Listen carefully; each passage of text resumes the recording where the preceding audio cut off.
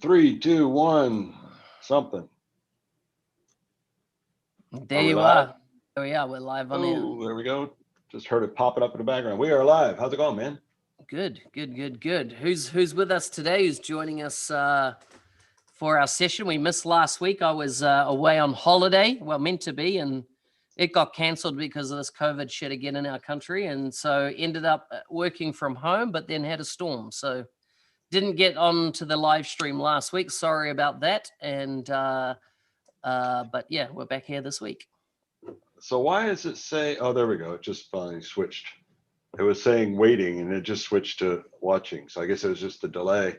Nice, nice. I see Oh yeah, Danny's bring the joined gun us. show. That's me. That's me. Danny, I noticed a few comments recently on the podcast I did with you. Somebody saying that it was one of the most undervalued podcasts out there and well worth a listen. So good work, man.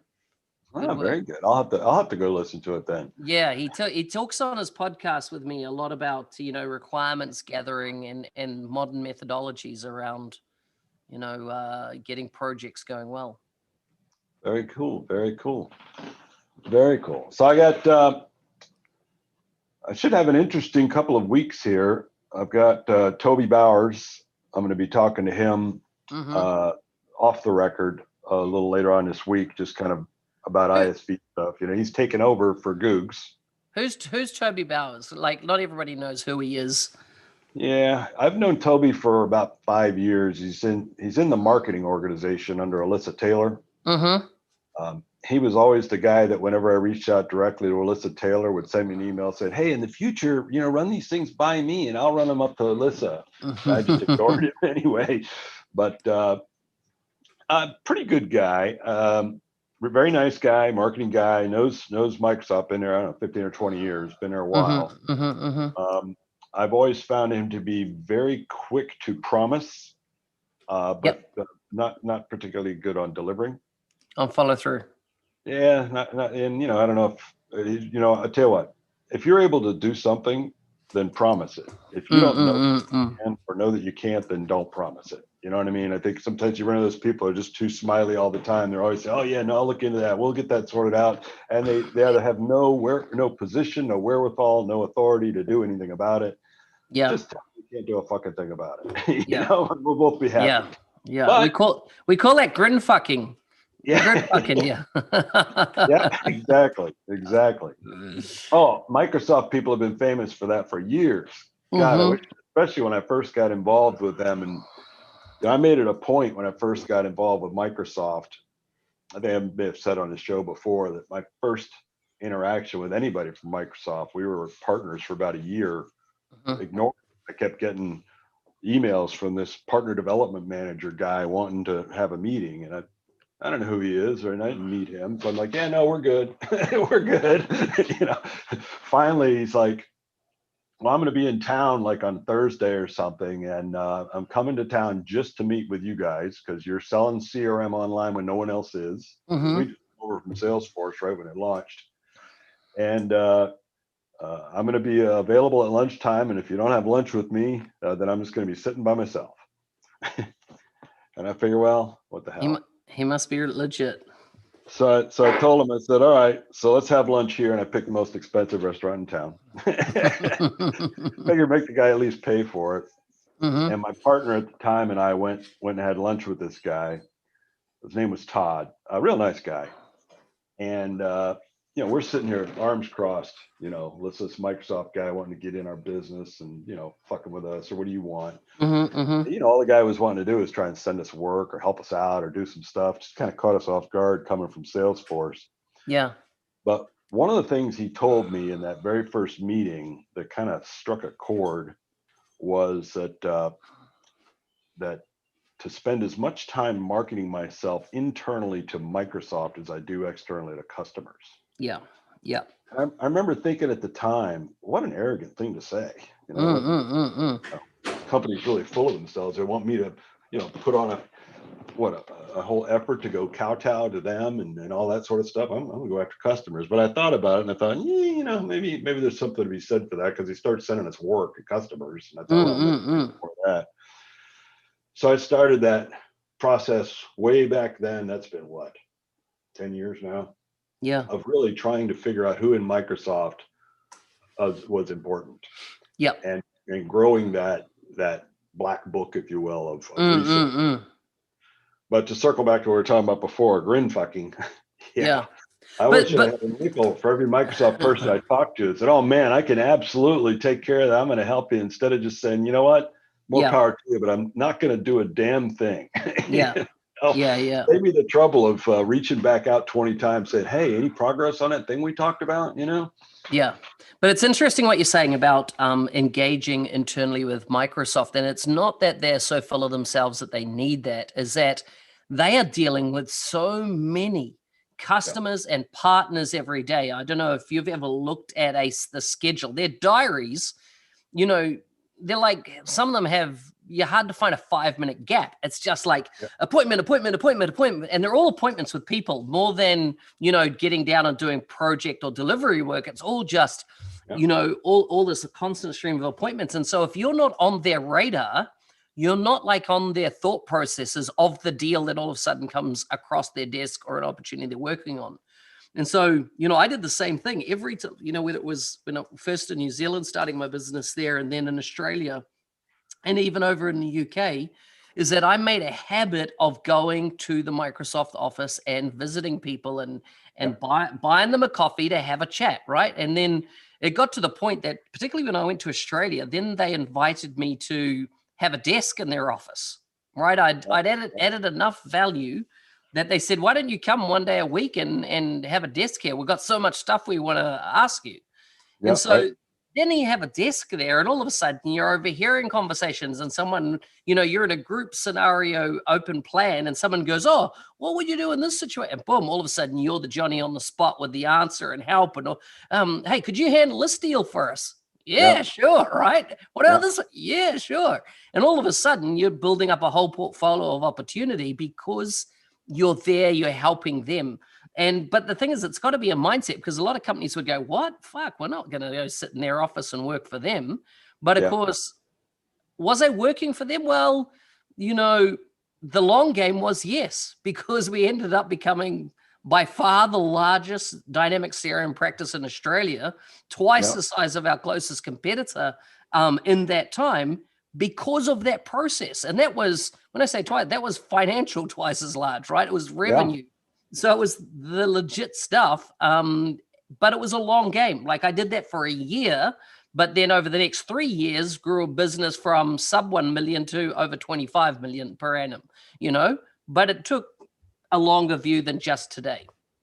You know, I think that a lot of folks might figure, well, I don't want to bother the Microsoft guy. But actually, those guys are starved for feedback. Mm. They're starved for feedback. They get feedback from MVPs, and I mean, I've But that's heard that a more lot of the engineering, right? That's more engineering. It's it not the is, business side of the organization. It's more just the engineering side.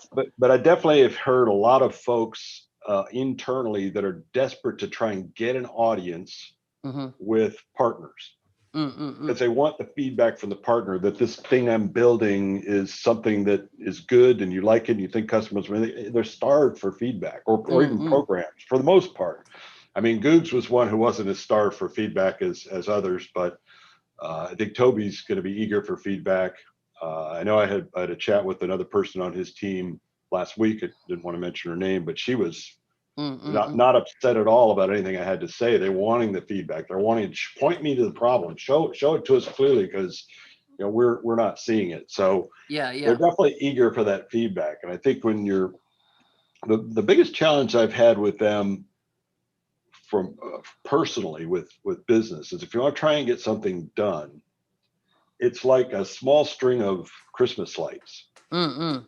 and you need to touch like 5 or 6 people for any one thing. And if you miss one, it's like a bulb missing from the lights. The string doesn't light up until Mm-mm. you get every single bulb in there. Then all of a sudden the string lights up. But that's more work than it sounds, because by the time you get to that 10th person / light bulb and get them screwed in, the Yep. first one has left the Yeah. organization or left the role, and so that bulb goes out. So Yeah. getting that string lit and then keeping it lit is a hell of a lot of work. hell of a Yeah. lot. And sometimes you'll look back and like 5 bulbs went out, because a whole bunch of people got reorged or moved around. They don't stay in one spot. We were just talking before we went on live here about an org chart, and I mean, good luck keeping up with the org chart inside of Microsoft, especially even just in our narrow spot of business applications. The org chart, I mean, that thing is moving all the time, all the time.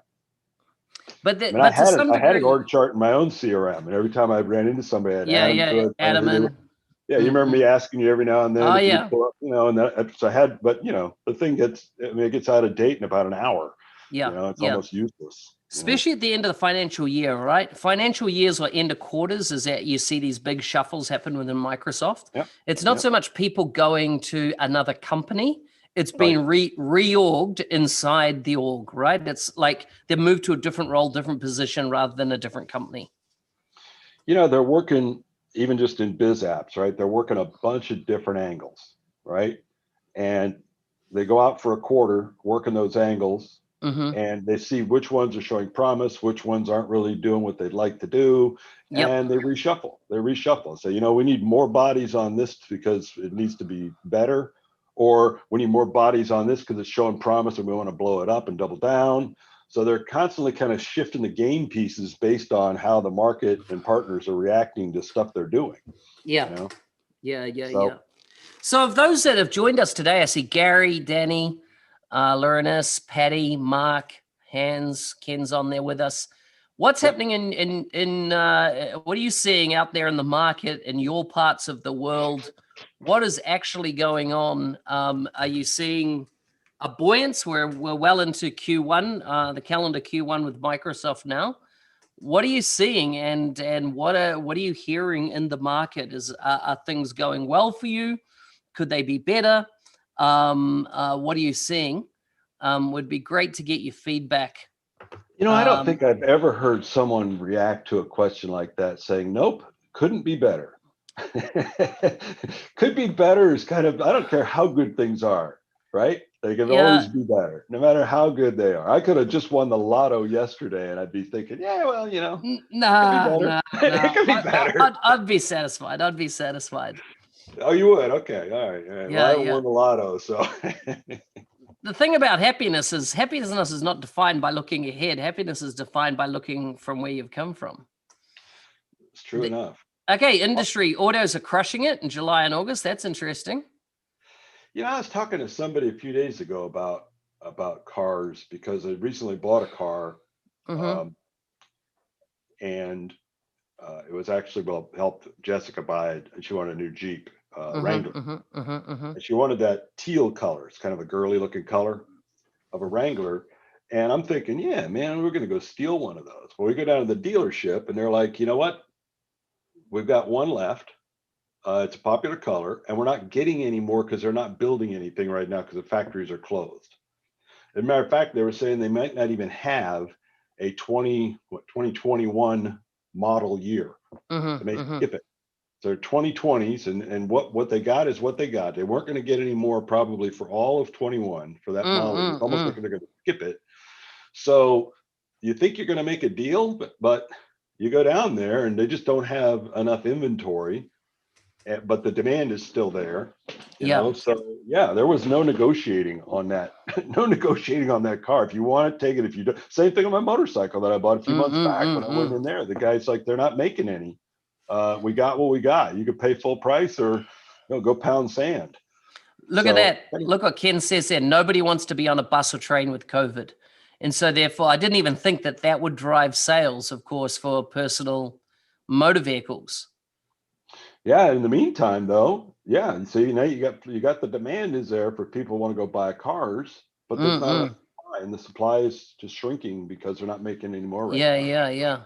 So it's gonna be interesting. You're gonna see car prices not just holding the line, but probably even going up. That'll be the next thing we'll be hear about, people gouging car dealerships, gouging people by adding like 10 grand surcharges to what's left of their inventory and crap like that.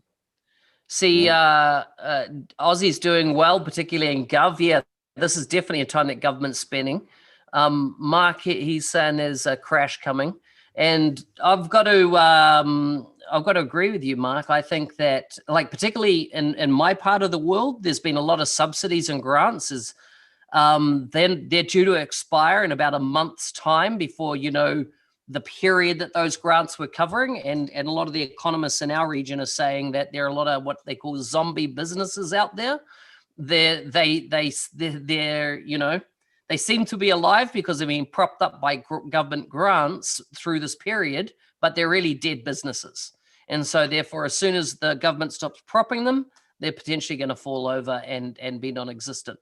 There's an absolute eventually, glut of people taking jobs here because I've had so many people move back to New Zealand. Over 100,000 Kiwis have moved back into New Zealand. And that number's climbing because it's a safe place. They don't want to be in America or any other place anymore. Yeah. Well, I think we're going to find a lot of those government subsidies and the programs here in the U.S. and everywhere else that they kind of hastily put together, got out in the market quick to help, businesses survive. I mean, altruistic, good goals. We got this virus, everybody come together. That brought out a bunch of fraudsters, though. And I think a lot of that money's gone out to fraudsters, people that shouldn't have got any money at all. You reckon? And oh yeah. I mean, well, whenever there's a big pile of money and the oversight is light, because you can't have good oversight when you throw something together that quickly.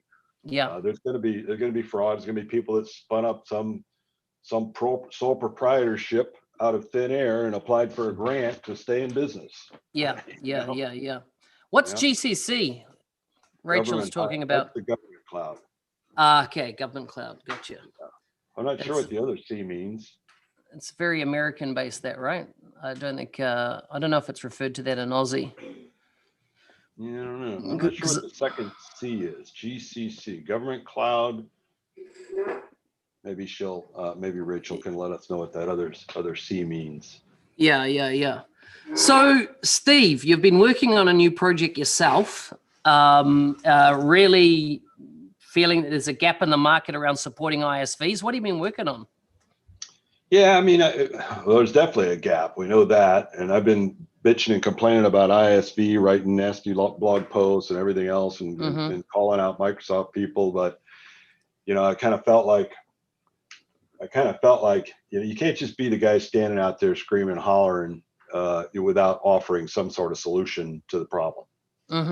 And so I wrote that post of suggestions for Toby Bowers, which is just kind of, okay, if I was in his shoes, what are some things I might consider doing?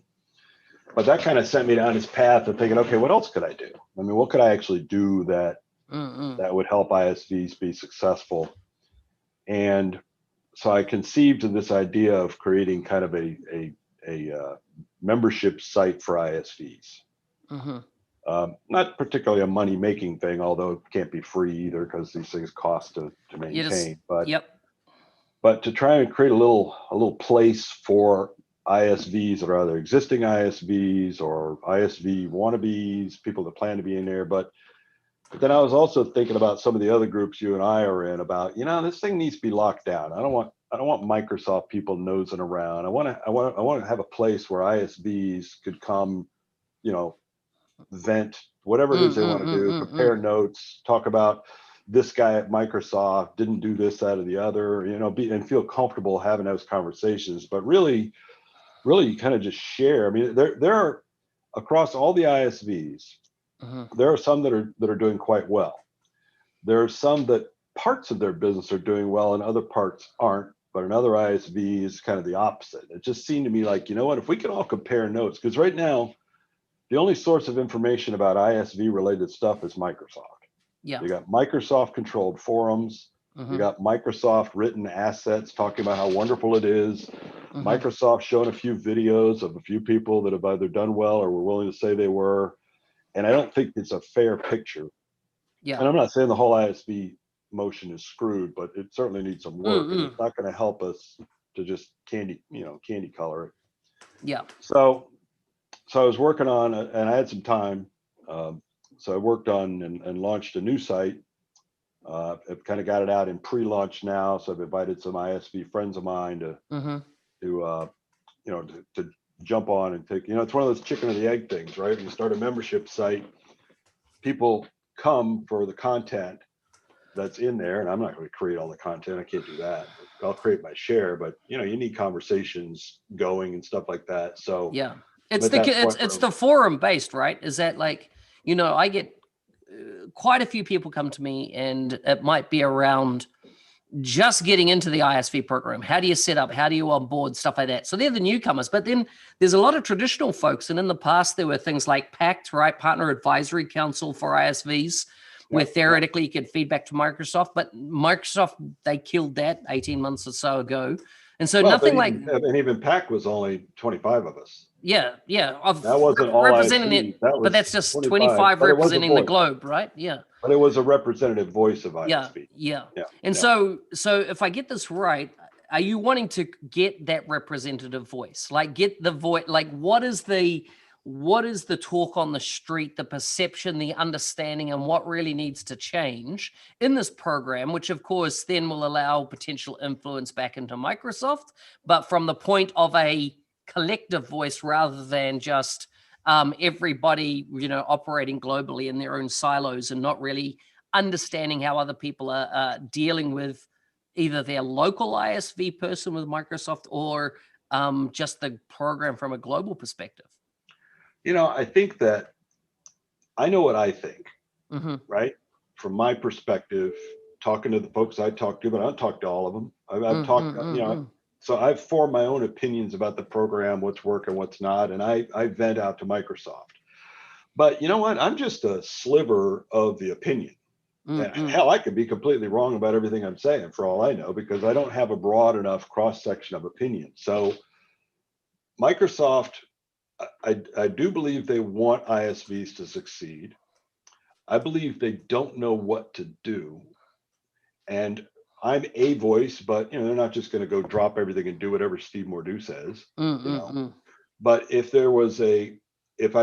this could turn into more of a collective voice, and I had, I don't know, 500 ISVs in here all talking about stuff, eventually you'd be able to surface from this conversation some common themes that lots of folks, and now it isn't Steve Mordue's opinion anymore. It's, hey, look, here's the biggest conversation going on right now about ISVs, Microsoft.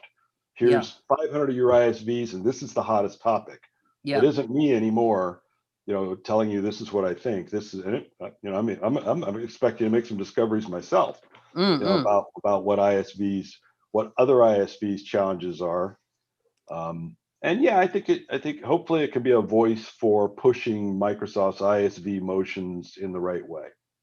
Because I think right now, we know with Googs, they weren't that open to opinions from anybody anyway. They kind of went and handpicked a few of their biggest ones, right?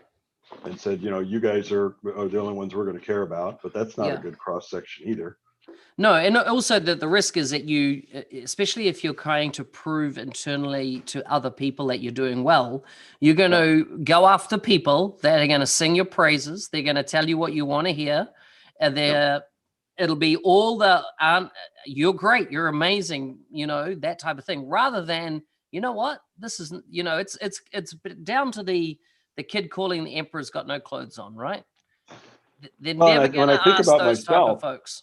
Yeah, well, and when I think about myself and my opinions that are formed based on what I know, and I don't know everything there is to know about what every other ISV knows.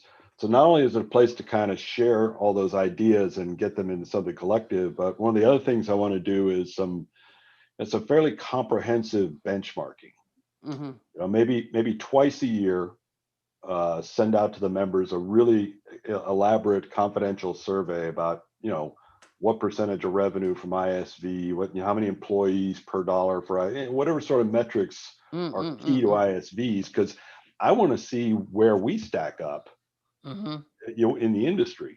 And I'm sure other people in the industry would like to see where they stack up also. So I think that's one of the things I think could be important to ISVs to know where they stand.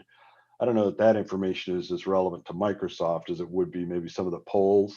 Because I think you can also, when you've got a membership like that, you can poll on particular topics, and I know what I think, but I might find that I'm the minority who thinks that, and a bunch of other people. I had one ISV that you and I both know very well, who said, I'm happy to, jump on the site and participate, but I got to tell you, we got no complaints. We're doing great. Co-sell is basically making our business. So we have zero things to complain about. And I'm like, great.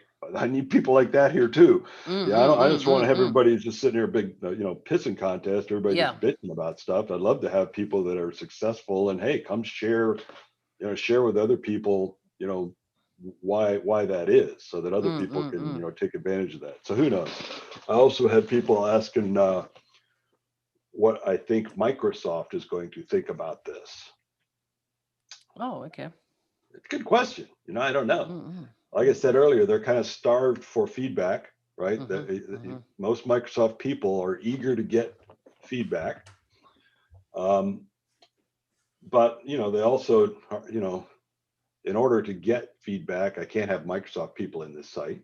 So it's going to be a little black box from Microsoft's standpoint, which could potentially have a large share of an important contingent of their people in it, that they're not part of that conversation. Yeah, exactly. Yeah. That's well, good, Frank. I won't be offering membership through AppSource. So if anybody's curious, I'll type the link in here. You could go take a look at the homepage of just kind of what I'm.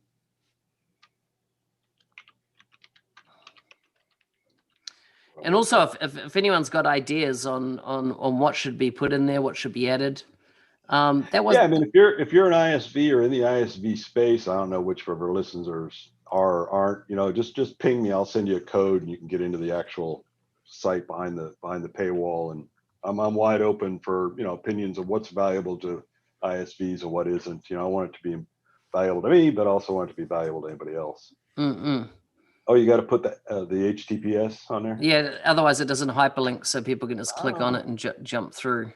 I think that's how, I'm just testing it. I think that's how it works. It's YouTube's got some click tracking on it by the looks, but that looks how it works. Yeah, cool. Yeah, so if anybody's got any feedback or anybody wants to actually get in the site, ping me and I'll shoot you a code so you don't have to pay. Just get in there and see what's going on. But yeah, I mean, I don't expect it to be a big money making thing, but I'm not going to do the thing for free either. Yeah. Way too much work to do for free. Yeah. Makes sense. So we shall see. So what do you got on your agenda? That's my side project. Man, I've got, I'm looking forward to October, as in October is when I officially get back into work. Well, when I say October, let's be specific, the end of October. End of October? Yeah, I'll be finished building what I'm working on here, my project, which is, out of IT for a bit.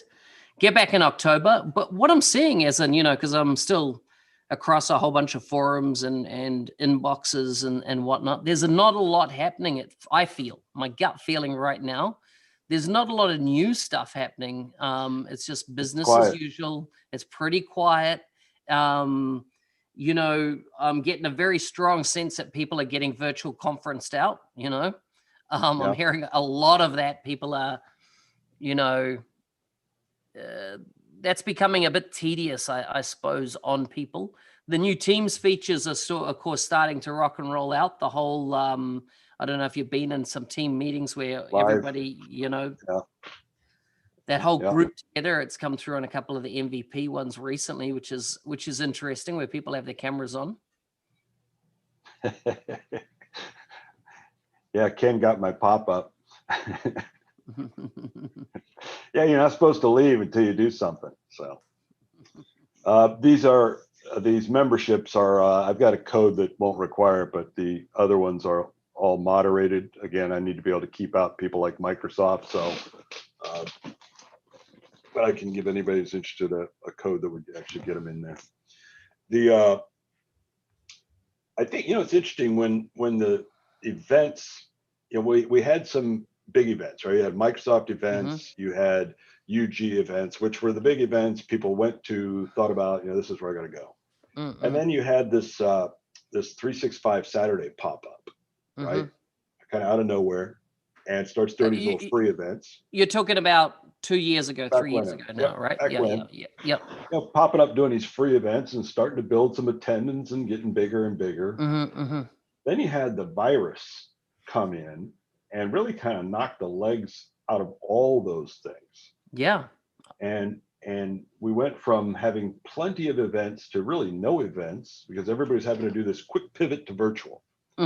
Well, even a 365 Saturday event was work. I mean, putting together the venue, Massive the amount of work. speakers, Yeah. sponsors, flying people in, hoping people show up, all this crap. Well, now it's a virtual event. I mean, shit, you and I could create a virtual event tomorrow. Yeah. I mean, anybody can do it. And it's almost like since there isn't anything but virtual events, then everybody's decided, well, shit, the playing field is level now. I could come up with a virtual event just like anybody else can, and people can sign up and attend just like they would anything else. It's just all about content now. So I think you're right. That has led to now just so many people popping up their virtual event, their 24-hour event, or their showcase event, or their this con or that con, or I mean, I get inundated with all these virtual events now. And to be honest, they all get the same fucking content. Half of them got the same speakers, doing the same decks. So I don't know. Yeah, there's a good question. You going to do your mentorship program next year, or are you going to take a break on that one? No, I'm gearing up for it. I'll do it again next year. It's I feel like I've got to do a lot of content updating, particularly around Microsoft. I do a whole section on Microsoft, but there's a lot to update there because they've changed so much as an organization over this past 12 months, I feel. Particularly key leadership positions, changing. But yeah, so the 90-day mentoring challenge will definitely be happening free. It'll, probably January, February, March next year is when I'll run that. I was so pleased that I did it January, February, March this year because it meant before COVID hit, I was pretty much done, apart from all the one-on-ones that I do afterwards. So, yeah, interesting on the data flex area, as in, of course, everybody's gone silent on that from Microsoft's point of view. There's obviously a gag order in place. I can pretty much, hand on heart say that we will never know what goes down. It'll all be NDA'd to death. Nobody will be allowed to speak around settlements and how much, etc. And the way forward or who done it. I don't think we'll ever find out about that. But it is, as we've said, they're closing that chapter. Yeah. They're absolutely closing that conversation, that door. I don't know that the settlements have been reached yet with the other parties. I'm sure those, that other party's not prepared to just say, okay, fine, as long as you change it, we're going away. No.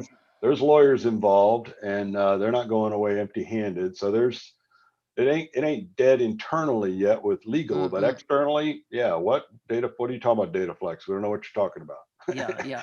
Yeah. Like it never happened. The Project Oakland will carry on, the whole idea of what we kind of call light CDS or whatever you want to call it inside of Teams will continue from a product perspective, but what will it be called and how will it get sorted? That is all yet to, who knows? But as I say, hopefully, you don't know if lessons are learned, right? SkyDrive and OneDrive should have been lessons learned. Even when Microsoft made the change from, 3-tier storage structure, Cosmos DB, Azure, SQL, and what was the other one that they had in the mix there? That's there now. When they first made that announcement in market, and the way they were going to charge for that, it wasn't probably done the best, and they create a rod. Sometimes they create the friction for their own backs rather than, let their competitors do it. So hopefully there's been some lessons learned internally. So, because I know a lot of people have got upset about it.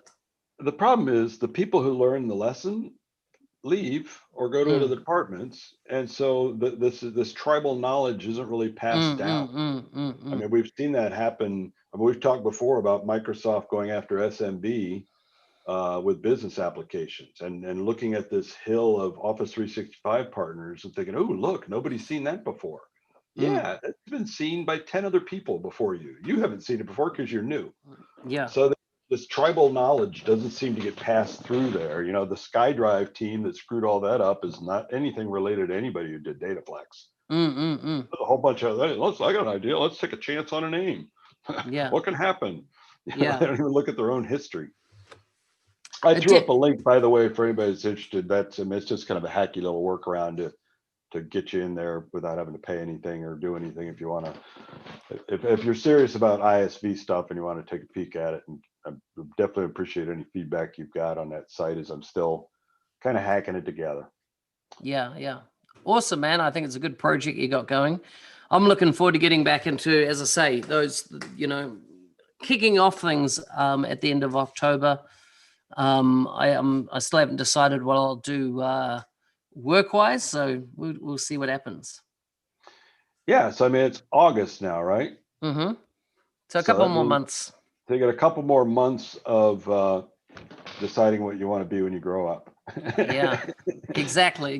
But I've got a new baby on the way as well, and I'm in no hurry to just jump back into anything. Yeah, when's the due date? The first week of December.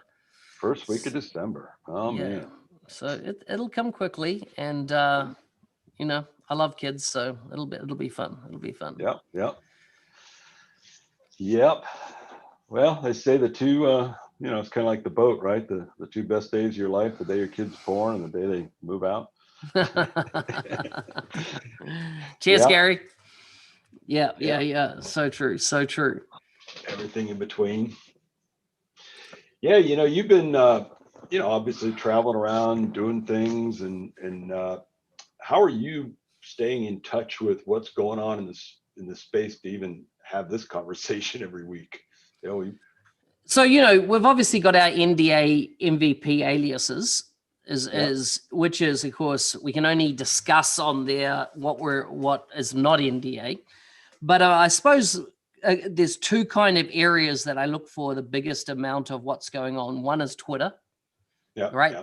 Twitter is definitely one of those environments where you get a lot of the what's top of mind right now for everybody. Yeah. And I follow a bunch of people in the space. You're seeing all the time and new people discovering PowerApps for the first time, which PowerApps or Power Automate, I suppose, are the two big ones. I still feel that Power Virtual Agents is still kind of fringe. It's not like every company is going to need Power Virtual Agents, where I can see most companies could use Power Automate and PowerApps. In fact, I don't care how small the business would be. I think there's an opportunity for businesses to use that technology to enhance them. I didn't agree with that when they did it. When they put Power Virtual Agents up on that tier with those other things. I thought that's not a platform as much as a feature. Felt more like a feature for a company than a platform. And I get that it's its own little mini platform in itself for building it, but it's a little platform for building a feature. Do you know, I would have put Forms Pro up there much sooner than Power Virtual Agents, because Forms Pro, if you really, I've criticized the UI. I think it could be way slicker, the UI and how Forms Pro work. But once again, most businesses have some form of clipboard operation, right? Whether it's a health and safety check, whether it's a any type of checks that have to be done, systematically in an organization, it involves capturing form data. And part of the metadata around that is who captured the data, who wrote the report, what date was it done on, all these kind of compliancy type things most businesses have in place. And so I see that Forms tool is really, for internal use, if it's not customer facing, is potentially a very powerful tool. I would put that more on the level rather than Power Virtual Agents as complementary. I agree with you, and I would have, had they not just gone and fucked it all up by giving it a name that has nothing to do with Forms. I mean, I can't for the life of me understand why they took, Forms Pro, which means, these are forms. Yep. And forms could be anything. and forms can be anything, even in Mm, this mm, product, mm, mm. and called it customer voice, Yeah. which now makes me think it's a customer survey tool. Yeah. But did they do it? Did they do it? And I'm spitballing. I'm just purely speculating here because too many people are moving to that rather than sticking with Power Apps where they'd like the Power App to be your forms tool. Is that their logic? You know, Power App is, I mean, Forms is already public facing, right? I mean, Mm-hmm. Forms is I mean, I guess you could make the argument that a model driven Power App is a form, right? I mean, you're basically That's it. building That's it. forms, And that's exactly what you're I'm building wondering. forms lists. Was that their thinking? But like, you tell me which is simpler. Is it simpler to build a Power App or build a form? Build a form, right? As in, I'm talking about build on Forms Pro. Forms For Pro somebody, well, for is somebody who doesn't know so anything, simple. yeah, for Yeah. somebody who doesn't know anything about the technology, either of those technologies, they could certainly jump into Forms Pro and walk through building a form. Yeah. You know, could they now, and frankly, they could build a pretty sophisticated form. Mm-hmm. You know, model driven app, I think, has more to do with the data after it's collected and Yeah. what you do there. But Forms Pro data is all sitting in CDS, right? So I mean, that data is there to be acted on with, you know, Mm-hmm. Mm-hmm. Power Automate and do stuff with it. I was just telling you this site that I'm building, sadly, yeah, it's a WordPress site because that's the number Mm-hmm. one thing for building sites, and all the add-ins and stuff are there for making the thing work. But there's nothing from Microsoft available there. So Mm-hmm. I've got, Well, I've got some, there's that one tool from George Dubinsky, Alexis CRM, you know, that does the for building a forms portal. capture and allows you to, portal allows you to bring customer data into the portal through a secure process. I think it's the best integration to CDS out there for WordPress, right? I would agree that it certainly he's focused on it, but Mm-mm-mm. there's no Microsoft Teams, WordPress, anything. So, you know, any of the meetings, I mean, it's funny. We had Cecilia pop up on Twitter not long ago, chastising you for using Zoom instead of Teams for this. Like, come on. I mean, you know, we don't have a way to even live stream this thing from Zoom, or didn't. I don't know where we're at with that stuff now, but No, as in Teams doesn't have the ability to live stream outside of the Microsoft ecosystem, right? yes, Right. yeah. And so this is the problem, is that if you're only going to stay within your ecosystem and not embrace other ecosystems, you have limits. And So right now, Teams doesn't allow. Yes, you can go to Stream Server, which is great for internal staff, etc. But what about all the externals? Right? It doesn't allow for that scenario. yeah, I mean, a couple of things I was wanting to do with this site. I talked about benchmarking. So in order to be able to do benchmark, you got to do a couple of things, right? You got to be able to build a pretty comprehensive survey form to capture data from people. And there was, potentially Microsoft Forms to maybe do that, not integrated with the site at all.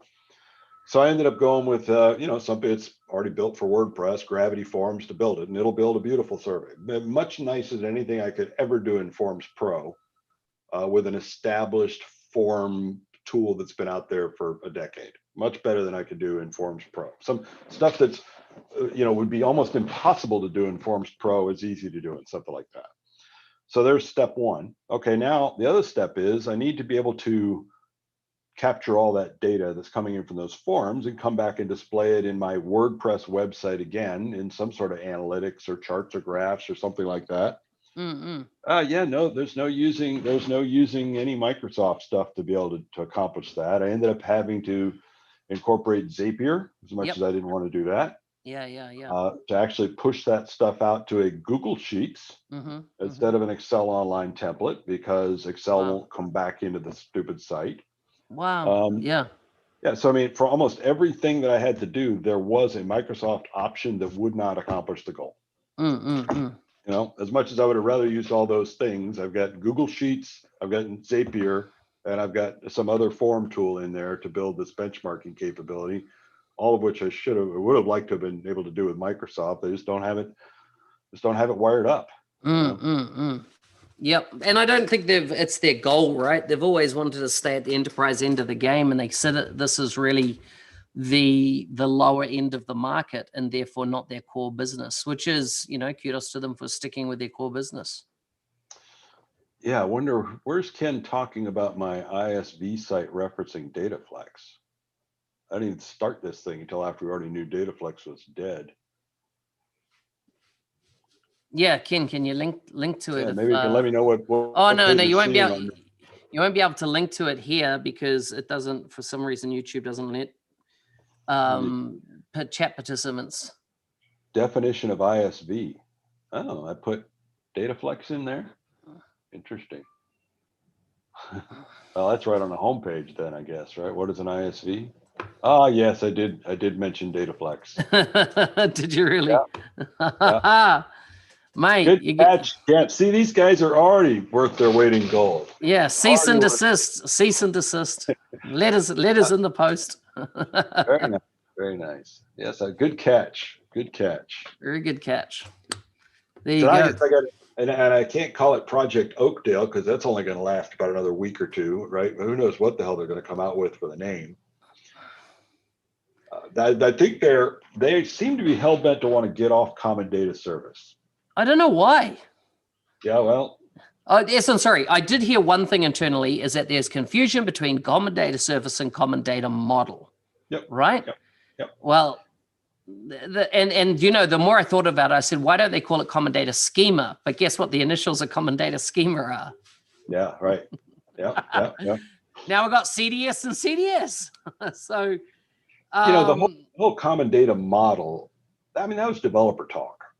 Yeah. That was developer talk. That wasn't end users to know what the hell that Common Data Model. They don't know what the model even schema. They don't even know what schemas or models are. They knew what service was.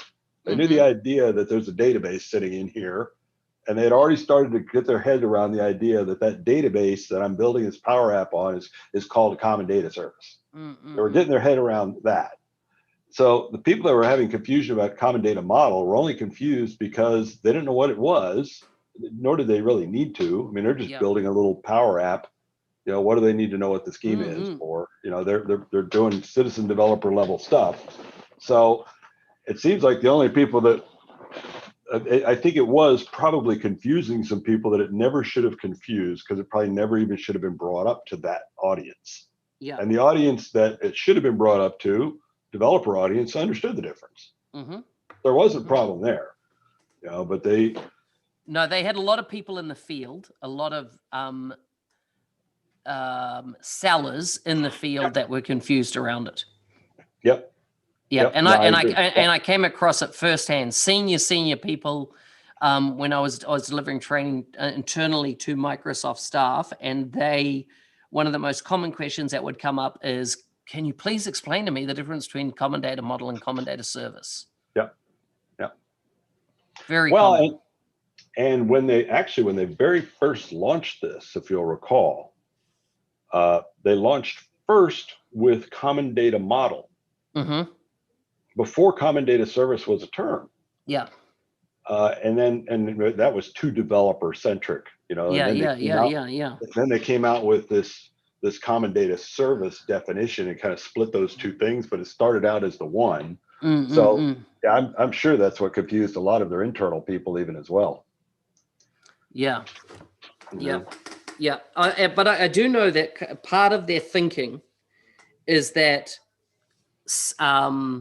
Dataflex and Dataflex Pro is to follow the kind of what's worked well with Power BI, right? So you had Power BI, which is free, and then Power BI Pro, which is the paid, I'm pretty sure they're piggybacking off that type of thinking.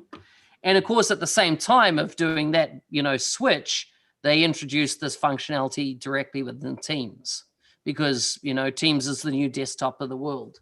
Or the new operating system, just about, right, for everything. Well, and you had, the PowerApps versus PowerApps argument. I really thought we were going to get a change with that, but that obviously hasn't changed. There's nothing being addressed, and if anything, right? Why wouldn't you call that PowerApps and PowerApps Pro. Yeah, exactly. That seems to be that would create just a level of clarity for so many people when you go and you meet them and they go, yeah, we're using PowerApps, of course. And their back end is SharePoint or lists of some sort. And then you talk about PowerApps could solve this. And they're like, well, we're already using it, not realizing the difference between what we'd call a model-driven app and a Canvas app.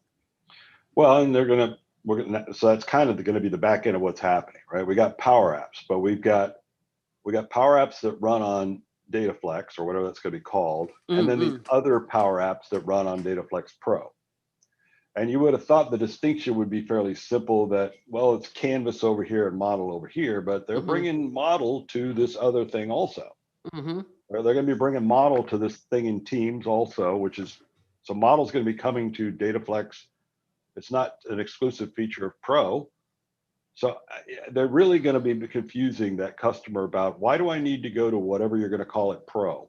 What do I need that for? I had told them, I said, if it were me, I would keep model driven out of that and leave that over in Pro. Have it be a fairly clear understanding. I mean, the DataFlex non-Pro is Canvas. It's Canvas apps. That's what it is. It's Canvas apps. It's basically what they're doing over there in Office 365 land with PowerApps, just being able to surface it in Teams and keep the model driven, keep that sort of stuff as the Pro version, so people have a reason to upgrade. I mean, if you give them too much stuff, then we're going to get into the parsing of the differences is too subtle for the customer to understand. It needs to be a clear distinction of, why do I need to go to whatever Pro? Why do I need to? Valid. Well, here in these modern times, I was already able to fix that error that Ken found on the website. There you go. You've multitasked. Refresh that page and it no longer exists. I put out a request on Twitter a week or so ago of somebody to help me with Power BI, because my podcast has been running for, I think, around 3 years now. I think I've had 220 odd episodes published, and one of the questions I often get asked is, who's listening to it, as in from a segmentation point of view, which countries are listening to it? Within those countries, then what are the demographic information? And one of the challenges with podcasting is that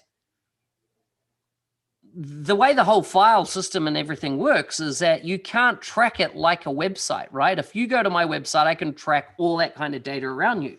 Sure. But because it gets published out to the iTunes, Apple podcasts, and then it goes to Google's podcast platform. And then you've got all the various apps, they can all, grab, syndicate off the feed. Then you've got things like SoundCloud. That what I'm noticing, YouTube, people are listening to the podcast more and more all the time on YouTube. So I just have a graphic put in and the audio file meshed in, and people can just watch it on YouTube or listen to it from YouTube. And I've noticed the stat numbers are climbing.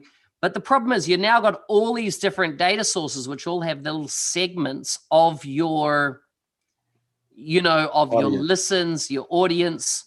Often the number of views or impressions I get from LinkedIn around 6,000 per episode, of people that have seen it, referenced it, or, gonna look at it, or, they don't, because they can't watch it directly from LinkedIn, but it's like a jump off point. Twitter, again, is another one. And so I'm trying to get a Power BI dashboard that brings it or aggregates all this data into a single view. But boy, it's hard, because not everybody provides that data. Like, Facebook, for example, they don't want to give you a data set or a stream of the analytics on that stuff. They want you to only look at it from within their system, But that's, for me, that's at least 6 different systems. But I was pleased the other day. Finally, I've seemed to trip a threshold, which is an unpublished threshold on Apple what is it? Apple Podcasts. Yep. Until you've had 20 reviews, no reviews show up. So it just shows nobody's given you a star rating. Nobody's written a review. But I've just gone over the 20 review mark and it's lit up. And so all the reviews, and the 5-star rating, I've only got 5-star ratings, which is kind of nice. But that's finally there. And it's going to be interesting to see whether that will now start driving more traffic. So did it light up for the particular show, or did it light up for the whole account of everything you've got up there now? Just for the Microsoft Business Applications podcast. So that one, it showed up. So they didn't just give it to you for everything you got out there. No, or is that the one you got out there? And only gave it. Oh, that's the only one I've got out there, but it only gave it for Apple, right? Yeah. Doesn't tell me that for Google. Doesn't tell me that for whether people are on Stitcher or all the other Castbox or all the other type players out there. And each of them, are starting to introduce their own rating system. So now you've got all these different places that people can leave comments and reviews, but they're not all associated to the fact that it is just still a single podcast episode. And it is frustrating to be able to get your arm around it, because like you said, there's a lot of different sources of that, and some of them are duplicates, right? Some of them are they're going to LinkedIn, but they're clicking on it's being taken to YouTube, so it's showing a click over here and a click over here, and you got to be able to reconcile those out. And because at the end of the day, you just want one clean number. Like, I'm not after the numbers from look how big the numbers are. I'm actually wanting to know, which countries are tapping into this information, or which audience groups are really wanting this. Like, I'm constantly surprised at the number of Microsoft folks that listen to the podcast. Yeah. But like, how do you narrow that down? The only way I can find that out is when people directly message me and say, "Hey, really like that from it." But that's very non-specific or non-trackable type information. Well, and some of those may not even have it. I mean, I know on LinkedIn you can look at the people that looked at it by company, and Microsoft, same here. Microsoft is always the biggest single audience source for anything, the blog post. Yeah. But I think that might be unique to LinkedIn. I don't know that I could get that kind of information from like YouTube or one of the podcast things, unless they're subscribing. But the other thing you'd want to know is, what is the content that's drawing the most attention, so I can create some more content around that thing? Yeah, exactly. Exactly. Like, I've had a lot of various Microsoft staff on, right, from a bunch of different areas. One of the shows, the Power 365 show, is dedicated to getting Microsoft staff on. Right. And I'm kind of at that point now, who's got anything new to talk about, or who of my audience, what do you want me to focus on? Do you want me to do some more deep dive sessions with, Ryan Jones, for example, on CDS, or is it Charles Lamanna, or who is it? And one of the things that, in talking with these guys, they're often wanting to get the new blood, within Microsoft out there. But I often find, because I do a pre-call with some of these people, and they're starting to want to explain to me what Power Automate is. And I'm like, or as an example, and I'm like, yeah, we know that. That's like, been doing this for a while. For them, it's kind of like their new job. And so they're all excited about it. My audience can go back and listen to any one of a dozen other podcasts to get that information. I don't need that. Skip over it. I want the new gold, like what's transforming businesses now? Why is that strategic in their thinking? And so, it's interesting. And it's, but yeah, I don't know whether, when I hit 300 episodes, is that enough, or do I carry on, or what? It's going to be interesting understanding the value. And that's what I'm trying to quantify to myself. Is the audience gaining enough value out there? Effort. I mean, it's a huge effort to do to the level that you do to not have a good grasp on why am I doing this? Who's who cares? Who wants it? Who's listening? Yeah. And where can I focus? And it's costly. Like, I'm spending easily between 10 and 20,000 a year just on that podcast. That's of just my personal money. And that's because of post-production on each of the episodes, the artwork. I don't create all the artwork. I outsource having the, photos and stuff spliced in. So yeah, it's Well, you know that because the spelling's all correct. yeah, there you go. Right? Exactly. It gets proofed. Well, True. we killed another hour. And John Grace likes your website. He's a big prominent ISV chap in the community. oh, It's yes, good to see. yes. Well, please, yeah. John is one of those I think I reached out to come jump on it and give me some feedback. So glad to hear it looks good, but looking good is not as important as actually providing value. Yeah. It needs to do both. Yep. So the easy part was making it look pretty.